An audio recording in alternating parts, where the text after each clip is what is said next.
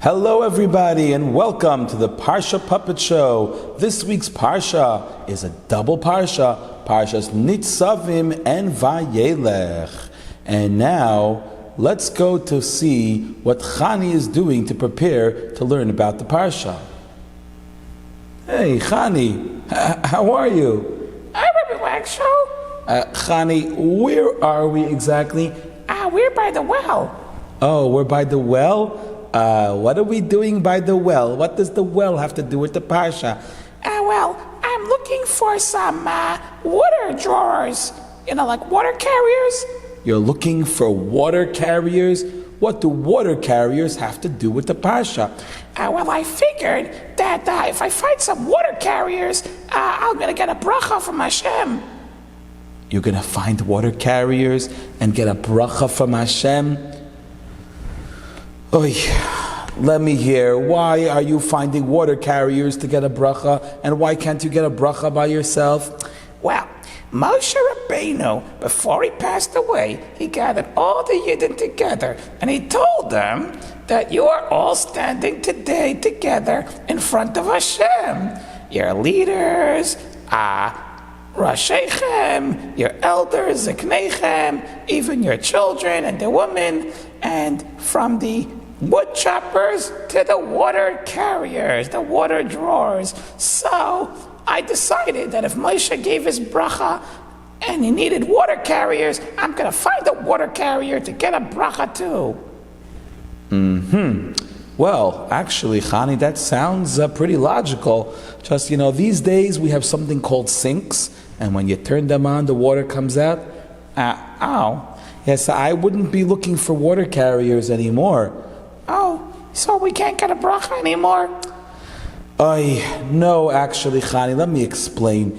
You see, in this week's Parsha, Moshe Rabbeinu is 120 years old. Yes, he's 120 years old. That's right. It's the last day of his life, and he's gathering all the Yidden together, and he's telling them, Atem Nitzavim Hayom Kolchem, you are all together standing today, Lifnei Hashem, in front of Hashem. And yes, Moshe mentions all the different types of Yidden, 10 types of Yidden actually, from the leaders all the way down to the water drawers. And is actually, the Medrash explains that those water drawers were Gerim, they were converts, that they were tricky, they tricked Moshe, Moshe Rabbeinu and the Yidden were commanded to chase them out of Eretz Canaan, but they were Canaanim that wanted to stay, and they didn't want to be kicked out, so they pretended they were from far away, and that is how Moshe Rabbeinu and the Yidden made peace with them, and Moshe said, okay, because you tricked us,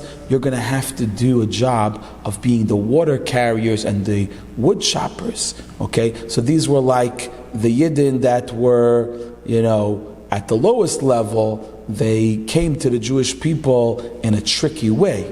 So all the Yidden, whether they were the wood carriers and the wood choppers and the water drawers, or the highest leaders like Moshe Rabbeinu, who taught Torah to all the Yidden, every single Yid is necessary to be one group together to receive Hashem's bracha.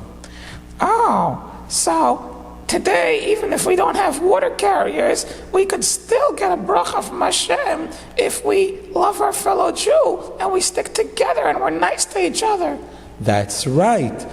Like that new girl in my class that I didn't like her so much because she was a little bit stuck up. Maybe I could be nice to her and then we'll get a bracha. Yes, Chani, that is a very good idea. I think you should be nice to her, and you know what? You'll be surprised. When you start being nice to someone, maybe you won't think she's stuck up. Maybe you'll realize that it was just a mistake the way you were looking at her. Yes, I think you're right. Okay, so now you understand, Chani, this is why all of the Jews are necessary. But I don't understand. If we're all so different, how can we come together? Well, it's just like a body. You have many parts of your body. I get it. So I have eyes and hands and feet. Well, you don't have feet because you're a puppet. That's not nice. Don't make fun of me. I'm not making fun of you. It's just true. Okay, you don't have to always say the truth. Okay, never mind. Let's get on with the Parsha, okay? Okay, so anyway, all the parts of my body, my puppet body, are all working together. Even though they're different, they each have a job to do. That's right, Chani. All the parts of your body have a job to do. And all the parts of the Jewish people have a job to do Hashem's will of bringing Torah and mitzvahs and making the world a better place. So when we all come together, that is how we get the true bracha from Hashem. Wow, that's so special. So Rabbi Waxel, why exactly did Moshe Rabbeinu gather all the Yidden together on the last day of his life? Well, Moshe Rabbeinu had something very important to tell them. He told them, you're all standing in front of Hashem, but in case one of you was listening to all of the previous Parshas that we learned, where Moshe Rabbeinu said that if you're going to listen to the mitzvahs and Hashem, then you're going to get brachas, and if you're not, it's not going to be good. Remember that? Yeah. Well, maybe someone is going to be listening and say, that doesn't apply to me. I'll be okay. I'll do whatever I want. No one's going to know. Oh, that's terrible. Well, Hashem says Hashem will not forgive them, and that person will be punished. And if the Bnei Yisrael do not stop this person, then everybody will be sent out of our land, and it won't be good. But it's not fair. Why should everyone suffer because of one person? Very good question, Chani. Actually, according to Rashi, that was the same question Bnei Yisrael had too. Bnei Yisrael said, hey, wait a minute, right? How could we know what's in somebody's head? And that's why Moshe Rabbeinu ended off this speech by saying to them, Hanistarois la Hashem Elokeinu, the things that are hidden, that's Hashem's job. That's what Hashem worries about. Hashem knows what's hidden in someone's heart. V'hanigleis lanu levaneinu, things that we know, that's our job. So if we see someone in our community that is going and doing bad stuff, then we as a people, we have to stop it. But if we don't know and someone's doing something or thinking bad thoughts in their head, the Hashem is not going to punish the whole community because of things that nobody knows about. Oh, I get it. Now I'll tell you one more thing, Chani. Sure, I want to hear. Well, when Moshe Rabbeinu gathered everybody together, he pointed out to them, look, you guys are still alive, you're still standing. After all of the things that you did to Hashem, you complained about the man, you made a golden calf, you did so many things, and Hashem still loves you, and Hashem did not destroy you. Right, so? Well, some Jews were worried. After last week's Parsha, there were all these not such good things promised to happen if they don't keep the mitzvahs. What's going to happen to them? How will they survive? Moshe Rabbeinu said, don't worry. Even after all these things, look, the Bnei Yisrael are still standing. You're still here. Hashem loves you. He's still watching you. And everything will be good in the end. Oh, like the Jewish people these days. What do you mean? Well, we've been thousands of years wandering around the world, outside of Eretz Yisrael mostly, and all kinds of not good stuff happened to us. But look, we're still here. Am Yisrael Chai. Yes, that's true. Am Yisrael Chai, Am Yisrael Chai. Am Yisrael, Am Yisrael, Am Yisrael Chai. Very good point, Chani. And Hashem loves us, and very soon will bring Mashiach. And so, Chani, if we want to know the way how to get Hashem's bracha before Rosh Hashanah, we have to all gather together as one and love each other and care about each other. That's another reason why we read this Parsha every year before Rosh Hashanah. Wow, that's so beautiful.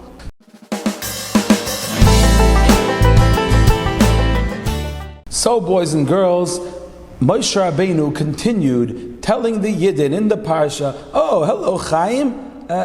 Chaim, what on earth are you doing over here?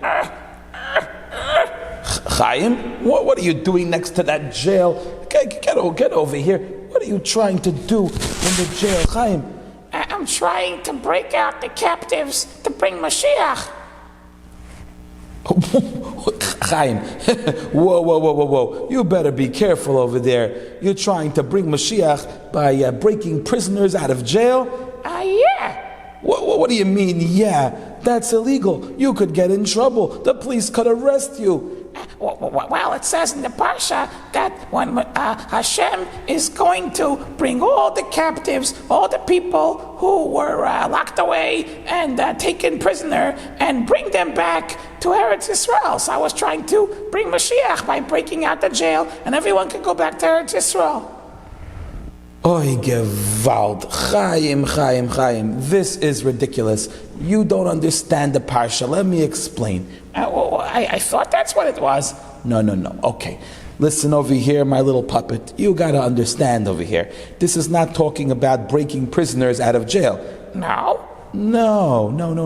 So Moshe Rabbeinu gathers all of the Yidden, and he tells them that even though Moshe Rabbeinu knows and Hashem knows that the Yidden will end up going the wrong way and they will one day have to be sent out of Eretz Yisrael, nevertheless, Hashem will go with them wherever they go in the whole world. The Yidden will go all over the world. Hashem will go together with them.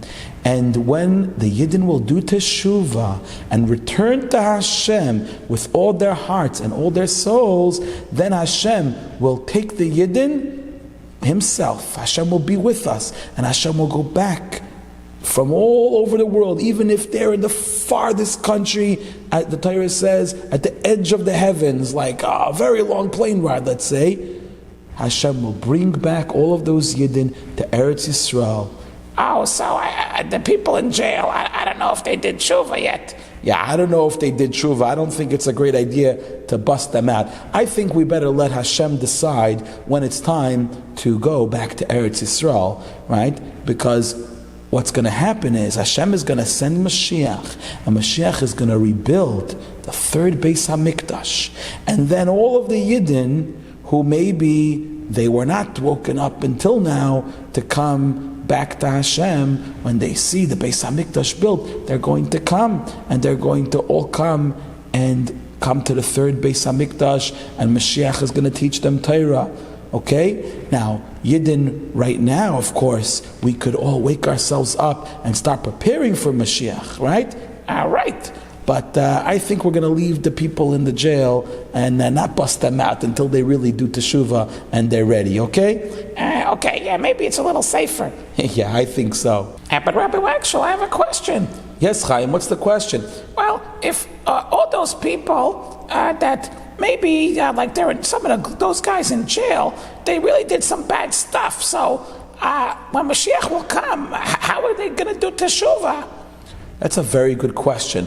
Well, we could see already in the world today, so many people are so excited about coming closer to Hashem more than ever before. And people, their neshamas are waking up to return to Yiddishkeit, return to Torah mitzvahs.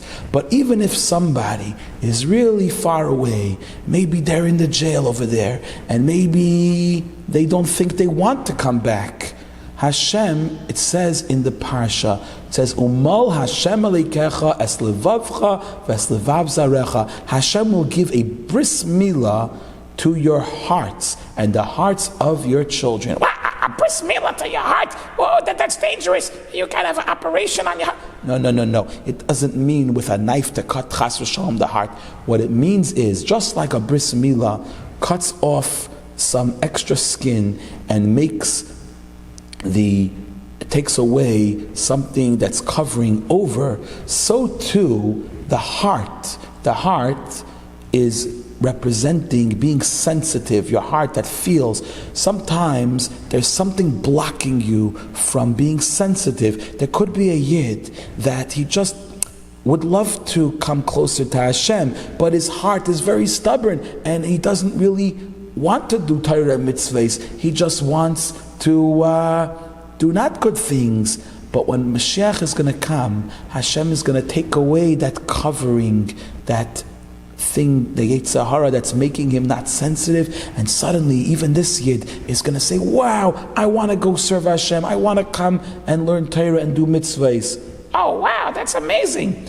And you want to hear something cool? Yeah, I do. According to the Baal HaTurim commentary on the Torah that arranges the words in a special way to learn lessons, this pasuk, Umal Hashem Elikecha Es Levavcha Ve'es Levav, your hearts and the heart of Aleph is Es, Levavcha is Lamed, Ve'es is Vav, Levav spells Elul. Oh, the month before Rosh Hashanah. I think I get it. That before Rosh Hashanah we're supposed to do Teshuvah. That's right, Chaim. We're supposed to do Teshuvah and come closer to Hashem more than ever before. Wow, that's so special.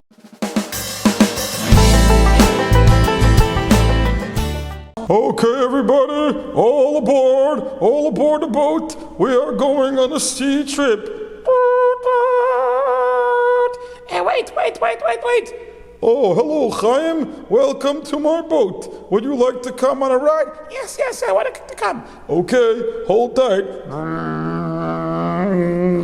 So, Chaim, where do you want to go today? I want to go look for the Torah. You want to go look for the Torah? What do you mean? Well, it's been hard for me to learn on the land. I figured maybe if I go across the ocean, I'll find the Torah. Hey kid, I got news for you. What? You're not going to find a Torah out across the ocean. No? Why not? Because it says so in the Parsha. It says it in the Parsha? What do you mean? Hey Rabbi Wagshul, could you explain to this young man? Oh, Chaim, our captain, thank you so much, Captain. Our captain is actually right. The Torah is not across the sea. What? Right. Chaim, didn't you know that the Torah says, Moshe Rabbeinu tells the Yidden, the Torah that Hashem is commanding you is Loi Lifleisi Mimcha, it's not very far, V'loi Rechoikahi, it's not so removed from you, it's not far from you, Loi Me'ever Layam Hi Leimar, it's not across the sea that a person will say, let me cross the ocean to get it. It's not in the Shamayim, it's not in the heavens that a person has to say, let me fly up to the Shamayim. So where is the Torah? Ki karov elecha hadavar me'od beficha uvilvavcha lososo. What does that mean in English, please? Rabbi Wagshul, you tell him. Well, Chaim, what it means is that Moshe Rabbeinu told the Bnei Yisrael that the Torah is close to you. It's possible for you to keep the Torah and do the mitzvahs, all of them. But I don't know. I find it very difficult. I struggle with my Yetzer Hara. Is it really so easy? Wow. That is a very good question. Actually, there's a whole book written about this pasuk. Really? Yes, it's called the Sefer HaTanya. The Sefer HaTanya? Oh, is it written by the Alter Rebbe, Rabbi Shneur Zalman of Liadi? Exactly, Chaim. Let me tell you, in this book, Rabbi Shneur Zalman of Liadi asks your question. What does Moshe Rabbeinu mean? Is it so easy? Is it so close to you to keep the Torah and mitzvahs? What about our Yetzer Hara? So what does Rabbi Shneur Zalman answer? Well, he answers a very special answer. Can I tell him? Sure you can, Captain. Well, every person, you see, their body is like their boat. Like their boat? What do you mean? I don't think he says that in the Tanya. Well, let me explain. I'm going to use an example, okay? If you got to be the captain of your boat, even if you have lots of thoughts in your head and you're not sure if you can make it and you're very scared, you just got to hold on to the wheel of your boat and turn the boat where the navigation says to go, and then you're going to go in the right place and you don't have to worry about anybody else on the boat. You just go where you're supposed to go. I get it. So Chaim, what the captain is trying to explain is that the Alter Rebbe explains that Hashem doesn't want us necessarily to be able to beat our Yetzer Hara and chase him away forever. What? No? Well, Hashem gave us the Yetzer Hara as a challenge. Sometimes in our heart, we may not want to do everything that we're supposed to do. And Hashem knows that. And Hashem doesn't expect us to get rid of the Yetzer Hara completely. Only a tzaddik could get rid of his Yetzer Hara completely. Hashem expects us to be like the captain of our boat. Even if we really, really are not feeling like opening up our sefer now in class, and we really feel like doing something else. Like reading comic books? And maybe we have to just close that comic book, even if we don't want to, and open up our sefer and learn and do what we're supposed to do. Oh, I get it. So even if your Yetzer Hara is really bothering you, you don't have to beat him. You just have to make sure that you do the right thing, and the Yetzer Hara will be beat automatically. That's right. So that's what the Torah means. That's what Moshe Rabbeinu means. Even if your Yetzer Hara is so strong and he's really deep in your heart and you feel like you can't get rid of him, there's 3 things you have to control. Beficha, in your mouth, what you say. Oh, so even if I really want to say something mean about somebody, I could control myself. That's right. And then Hashem considers you like you won the battle. Even if I wanted to say it? Even if you wanted to say it, as long as you control yourself, Hashem knows that you have won your Yetzer Hara. And then it says, B'vavcha, in your heart. In your heart? How can I control my heart? Well, Rabbi Shneur Zalman of the Adi explains that's talking about your thoughts. You could always stop yourself from thinking about one thing and change the subject in your mind. Oh, like every time I ask my father for $100, he always changed the subject. Then maybe that's right. Just change the subject and maybe open up a book of Torah and think about something else, and don't think about bad thoughts. Okay, and what's the third thing? The third thing is la'aseh, to do it. That do the mitzvahs with action, even if you're not in the mood. Hashem knows that you are making your best efforts, and if you do it, Hashem considers it as if you have won. Oh, so we don't have to be perfect people. We just have to do it. We just have to drive the boat like the captain, and even if there's a big storm, Hashem knows that we're driving the boat and doing the best we can, and that's what Hashem wants. So it's possible. That's what Moshe Rabbeinu means. That's right.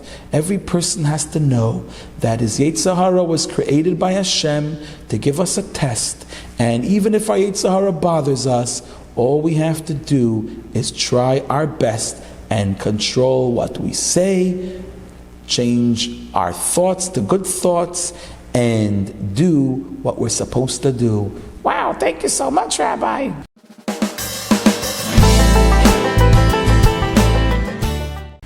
Hey, Chani, how are you? Hi, Chaim, what's going on? Would you like to participate in my taste test? Your taste test? Yeah, I have 2 special drinks over here. Here, let me get it for you. I have this cup over here, and I have this cup over here. Okay, and what is exactly in this taste test? Well, you see, one of these cups is disgusting mouthwash, and one of them is a sweet smoothie. Ew, why would I want to take disgusting mouthwash? Well, it's a fun taste test. What do you mean that's fun? That's not fun, that's disgusting. Why would I want to drink mouthwash? Yeah, you see, just drink any cup you want, and if you get the smoothie, then you get lucky, and if you don't get the smoothie, then it's disgusting. What a fun game. What? Rabbi Waxel, do you hear this? Yes, Chaim, where did you get this crazy idea? Let's put this mouthwash down over here. What on earth are you talking about? What are you trying to do? Well, I learned in the Parsha that Moshe Rabbeinu tells the Yidden, see that Hashem is putting in front of you today the life and the good and the death and the evil. You should choose life. So I want to make a taste test. I'm going to put yummy stuff and disgusting stuff in front of Chani, and let's see if she chooses the right thing. You're not supposed to make a person choose the wrong thing. Hashem doesn't do that. Hashem helps us to choose the right thing by telling us in the Torah. Yes, Chaim, Chani is right. Hashem doesn't surprise us. Hashem tells us clearly in the Torah what are the mitzvahs that we're supposed to do and what we're not supposed to do. Oh. And He tells us to choose life, to choose good, and not to choose bad. Oh, so it's not a surprise? No, it's not supposed to be a surprise. We're not supposed to do the things that Hashem told us not to do. We're supposed to do the mitzvahs and the good things. Oh, okay, Baruch Hashem. Okay, Chani, the one over there is the smoothie. Okay, I'll make a bracha. Baruch atah Hashem, Elokeinu melech haolam, shakol niyeh b'dvari. Ew, what did you tell me? It was mouthwash. Chaim, that was not nice.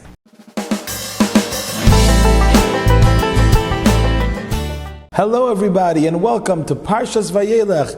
Hey, Chaim, what's with the suitcase? Where are you going? The Parsha is Vayelech, and he went. So I decided to go on a trip. You decided to go on a trip for Parshas Vayelech, and he went. How cute. Well, what's so cute about it? That's what the Parsha says to do, right? Well, yes, the Parsha says Vayelech, but it doesn't mean that you, Chaim, should go. It means Vayelech Moshe, and Moshe went. Where did he go? Oh, wow, that's a very good question. As actually like a whole half a dozen commentaries, Mefarshim, that are wondering that. Oh, why? Because it doesn't exactly say where he went. It says that he went and he spoke to the Bnei Yisrael. The question is, where exactly did he go? Oh, so tell me some of the commentaries. The Ibn Ezra says Moshe went to each shevet to tell them about his last words. According to the Targum Yonasan, he went to the Beis Medrash. According to the Ramban, he went to go after the Jews that were leaving after Moshe Rabbeinu spoke to them last Parsha, Atem Nitzavim. According to the Klei Yakar, he went around the camp to show that he wasn't weak, even though he was 120 years old. Oh, wow, he could really jog around the whole camp, huh?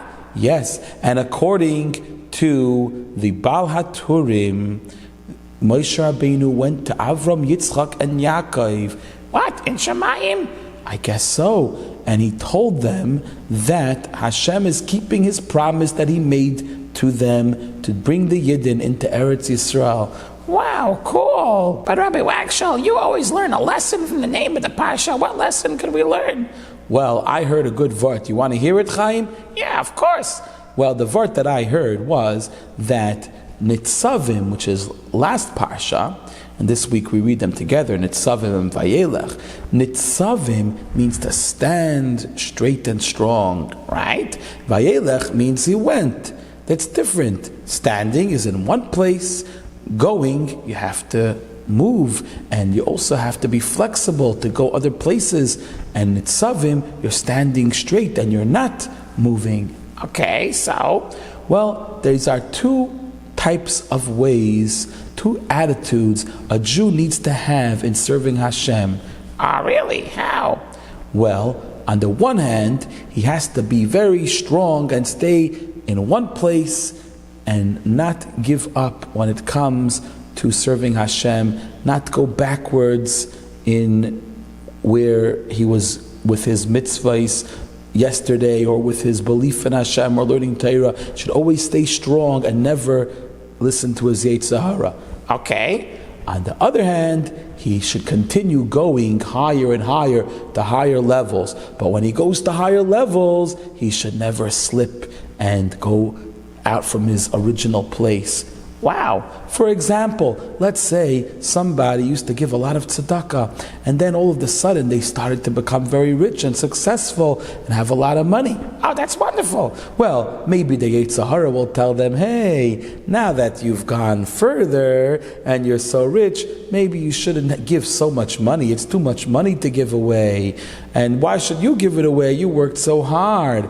Oh, no. So you have to stay strong in your way from before, even when you go to a higher level. Ah, cool. Hello, everybody. I'm really excited to introduce Today our guest on the Parsha Puppet Show, Moshe Rabbeinu. Hello, everybody. Hello, boys and girls. Yes, in this week's Parsha, I am 120 years old. 120 years old. Wow, Moshe Rabbeinu, that is very old. Yeah, that is really, really old. Well, you think that I'm not strong? No, I was very strong. Hashem made me stay strong even to my last day, but I could not go out and bring the Yidden to Eretz Yisrael. I had to stay and be buried in the desert so that my student Yehoshua will bring them in. And I got Yehoshua and I told him, Chazak v'ematz. I know what that means. That means be strong and have courage. My teacher told me that in school. Who's your teacher, Chaim? I don't know. He likes to play with puppets. Anyway, that's funny, Chaim. That's right. Chazak v'ematz. Be strong and have courage, because Yehoshua was going to lead the Yidden into Eretz Yisrael. But why didn't Hashem let Moshe Rabbeinu leave the Yidden into Eretz Yisrael? Moshe Rabbeinu, aren't you much greater than Yehoshua? Doesn't the Gemara say that Moshe Rabbeinu was like the sun, and Yehoshua is like the moon, which only takes the light of the sun and shines it? Oh, very good question, Chaim, very good question. You see, if I would have taken the Yidden into Eretz Yisrael, it would be only with great miracles like the splitting of the Yam Suf. The Yidden would not have to do anything. We just go in and win. Yeah, that would be great. Well, would it be great? When would the Yidden learn how to trust Hashem and bring their faith into the world? Oh, I see. Because the Yidden had to trust Hashem, they became closer to Hashem. That's right, Chaim. Well, if Moshe Rabbeinu would take the Yidden into Eretz Yisrael and the Yidden didn't have to do anything, then the Yidden would just get used to everything happening for them, but they would never learn how to have faith in Hashem and try on their own even when things are difficult. Like it was happening in the Midbar. When as soon as something got difficult for them, they were complaining and rebelling. That's right. So now they went with Yehoshua and they had to trust Hashem and do it by themselves. Of course, Hashem made great miracles too, but they first had to go and pick up a sword and actually go and fight the enemy. Wow. That is amazing. Moshe Rabbeinu, is it true that you finished writing the Torah in this week's Parsha? Yes, and when I wrote the Torah, I gave it to Shevet Levi, my tribe, to keep safe, and I told them to keep the Torah and always teach it to Bnei Yisrael.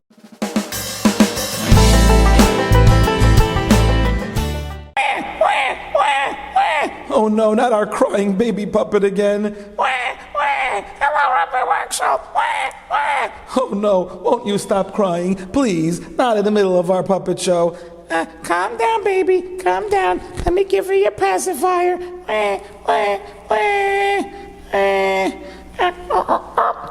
Okay, Baruch Hashem. Nice baby, nice baby. Chani, what on earth are you doing with all these babies? Well, I'm gathering them for the Mitzvah of Hakhel. The Mitzvah of Hakhel. Are you joking? Yeah, Rabbi Waxel, it says in the Parsha that every 7 years, in the 8th year after the 7 years of the Shemitah cycle, all the Yidden should gather in Yerushalayim in the Beis HaMikdash, and the king of the Jewish people should read from the Torah to everyone, even the babies. Is that why you gathering all the babies so they could do the Mitzvah of Hakhel? Yeah, I'm going to teach them Torah. Oy vey. Chani, you can't teach the babies Torah. They don't understand. Hey, who are you calling a baby? Okay, baby. Nice baby, nice baby. Yes, you're a very smart baby. Yeah, I'm smart. I can even talk. Yes, you can. But most babies can't understand. Well, how are they supposed to learn Torah? Well, it's not exactly that they learned the Torah. You see, the Gemara asks a question about this, that if all the Yidden would come, the adults would come to listen, and they would get a reward for hearing the king read the Torah, why did they bring the babies? Yeah, why? They got a reward, their parents got a reward for bringing them, and actually, it's very, very special for their neshamas to be at that special time of Hakhel and hear the king, even if they don't understand, their neshama understands, and it gives all of the Yidden, even the babies, koyach, strength to stay with the Torah and the mitzvahs, just like when we got the Torah at Har Sinai. Oh, I get it, because Moshe Rabbeinu was getting ready to pass away, so it's time to give the Yidden special mitzvahs that even after Moshe passes away, and the Yidden are going to forget about Har Sinai, that every 7 years they have a way to remember. They get together and the king reads them the Torah. That's right, Chani. That's right. And all of the Yidden, even babies, just like at Har Sinai, come and they listen to the king read the Torah. But what do we do these days? We don't have a king or a Beis HaMikdash. Well, we hope Hashem will rebuild the Beis HaMikdash very soon. Meanwhile, in the year after Shemitah in Eretz Yisrael and all over the world, Yidden could gather together and learn words of Torah to inspire themselves. And you know what? A king is a leader. Everyone could be a leader. You could be a leader in your friends, and a teacher could be a leader in the classroom. A parent could be a leader in their house. Do you understand? Yeah, I get it. And I could be a leader of the babies. Come on, babies, let's learn Torah. That's a very nice idea.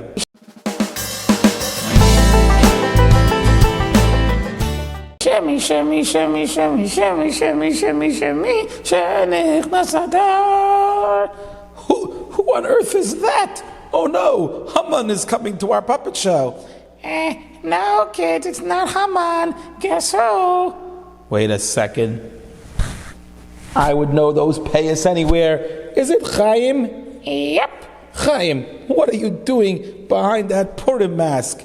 Well, I'm getting ready for the Parsha. You're getting ready for the Parsha. Could you take that off a minute? Chaim, what are you doing wearing a Purim mask? It's nowhere near Purim. It's before Rosh Hashanah right now when we're reading this Parsha. Well, don't you know, Moshe Rabbeinu was told by Hashem that in the future, after Moshe Rabbeinu passes away, the Yidden will, chas v'shalom, worship idols and go away from Hashem. Oy vey. And then Hashem will hide his face. Anoichi haster aster panai. I will hide my face from them, and they will be punished, and they will daven to Hashem to save them. Okay, what does all this have to do with Purim? Well, the Gemara says, how do you find the name of Esther in the Torah? Yes, how do we find the name of Esther in the Torah? What does this Parsha have to do with the Megillas Esther? Because it says, Hastir, Astir, Panai. I will hide my face. Astir, like Esther. Wow. Yeah, that's amazing, Chaim. Wow, where did you learn this? I learned it in Parsha class. Wow, you were really paying attention today. So, explain what's going on. Well, the Parsha is hinting that in the times like the story of Esther, where Haman was coming to hurt the Bnei Yisrael, and Hashem wanted the Yidden to do teshuvah, he hid himself, like the name Esther, which means hidden, and the Yidden had to do teshuvah and turn to Hashem to save them. Amazing. Right. So that's the story of Purim. And when they did teshuvah, then Hashem made a nace, and Esther went to the king, and the king ended up hanging Haman, right? That's right. Misha, Misha, Misha, Misha, Misha, Misha, Misha, Misha, Misha, Nichnas Adar. But I have a question, Rabbi Wagshel. Yes, Chaim. What's the question that you have?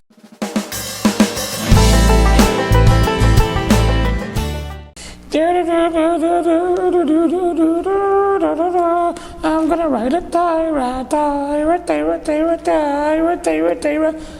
Chaim, what are you doing with that whole pencil bag? Hey, that pen bag, there's a lot of pens in there. I'm gonna go write a Torah. You're going to go write a Torah? What? Yeah, I need a lot of pens. I don't want to run out of ink. It's very long. Why are you going to write a Torah? And you don't write a Torah with markers. No? No, you write a Torah with a feather and special ink on parchment. Well, how am I going to do the mitzvah? The Torah tells me in this week's Parsha that we should write down the Torah. Oh, Chaim, I heard that. Rabbi Parsha, can you help me, please? The Torah says to write the Torah down. How am I supposed to do it without all these pens? No, Chaim. Well, this is a very important mitzvah that every Jew should write his own Torah. But how can we do that if we don't know how to do it? Well, you don't have to write it yourself. You can pay a sofer, a scribe, to do it. Okay, but that's a lot of money. Well, also you can buy a letter in the Sefer Torah.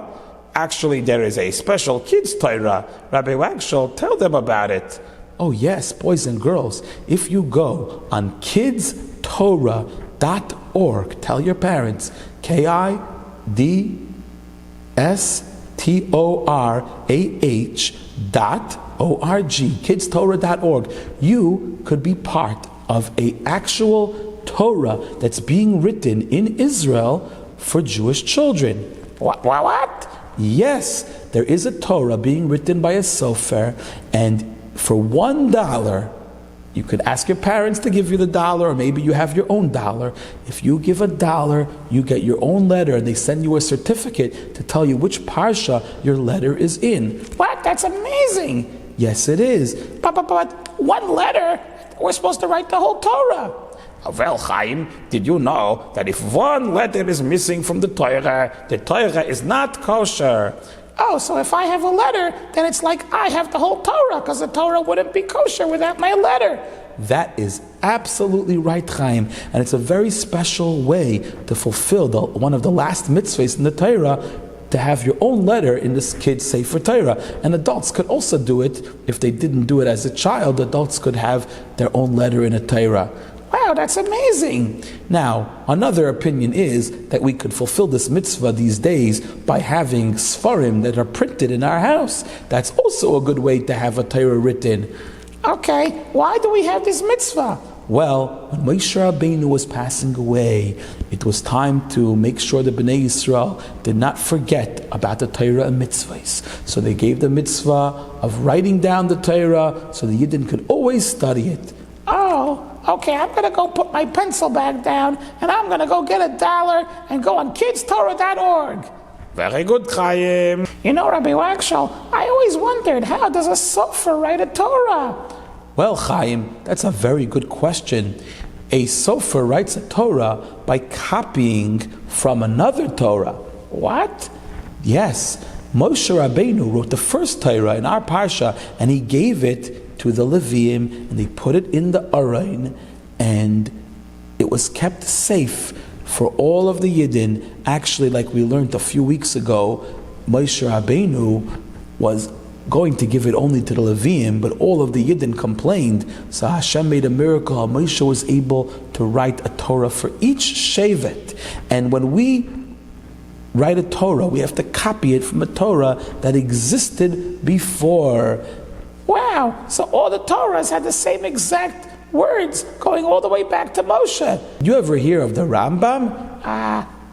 Rabbi Moshe ben Maimon, the great rabbi who was also a doctor of the king of Egypt? Yes, here he is. Hi, Rambam. Hi, Chaim. Oh, Rambam, could you tell me about writing the Torah? Yes, I certainly can, Chaim. You see, I wrote my own Torah. The Rambam wrote his own Torah? Amazing. Yes, I looked all around for a special document that was written 200 years before me, copying down the Torah very, very exactly, and I used that to write my own special Torah. And this document was called Keser Aram Tzova. Keser Aram Tzova? Why? Well, after I passed away, my descendants took it and they left and they went to a different country in the Middle East, in Aleppo, where they went to live, and unfortunately, many years later, even though they tried to take care of this rare Torah, it stayed inside lock and key, but the Muslims over there one day raided the shul and took it away, and it was lost. Ay vey, so we don't have a copy of a very good Torah manuscript? Well, Chaim, actually, something very special happened, is that it was found, and it was almost completely not damaged, and it was taken to Eretz Yisrael in a special mission, and you could go see it in a museum called the Shrine of the Book. Wow, that's amazing. So the Torah that we have today is copied from Torahs, from special manuscripts, all the way back to Moshe Rabbeinu. That's correct. People like the Rambam and Vayelech, Talmidei Chachamim throughout the generations made sure to preserve every single word of the Torah very, very carefully, so that we are able to write a Torah exactly the way Moshe Rabbeinu wrote it thousands of years ago. Wow, that is amazing. So we learned the Torah, we're mamish learning the actual words that Moshe wrote. Yes, and then we remember to stay careful and keep the Torah.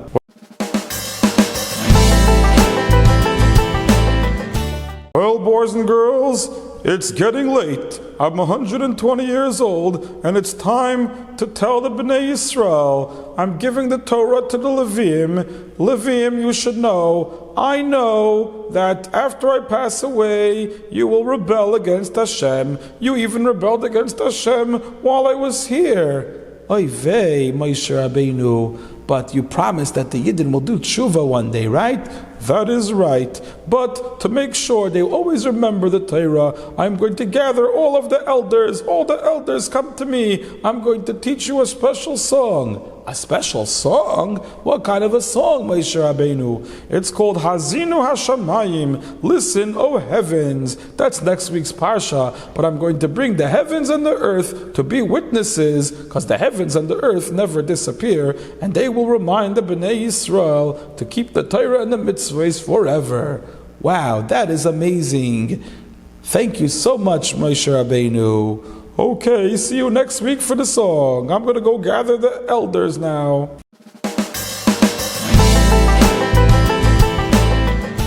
Hey, Chani, it's almost Shabbos. What are you going to say at the Shabbos table? This week, I'm going to say the word that we learned in the beginning of the Parsha, Parsha's Nitzavim, that it's before Rosh Hashanah. And if we want Hashem's bracha on Rosh Hashanah, we have to be like Parsha's Nitzavim, all standing together and loving each other as one people. And then Hashem will bless us with Hashanah Tova Umesuka, a good and sweet year. Wow, that's beautiful, Chani. Good Shabbos, everyone. Good Shabbos. Time to say good Shabbos, 'cause all your work is done. Gonna spend a day together.